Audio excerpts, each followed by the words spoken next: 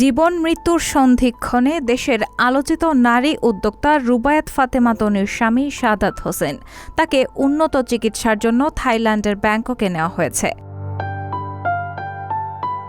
গতকাল সোমবার ফেসবুকের এক স্ট্যাটাসে বিষয়টি নিশ্চিত করেছেন তনি নিজেই।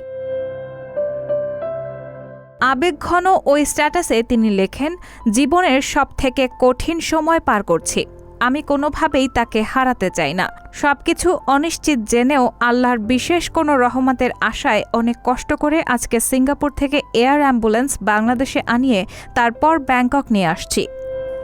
আমার জীবনের সবটুকু দিয়ে চেষ্টা করছি, বাকি আল্লাহর ইচ্ছা। সবার কাছে দোয়া চেয়ে তনি শেষে লেখেন, সবাই দোয়া করবেন আমার ছেলের জন্য হলেও আল্লাহ যেন তাকে বাঁচিয়ে রাখে। এর আগে অসুস্থ হয়ে লাইফ সাপোর্টে ভর্তি ছিলেন রুবায়েত ফাতেমা তনির স্বামী সাদাত হোসেন।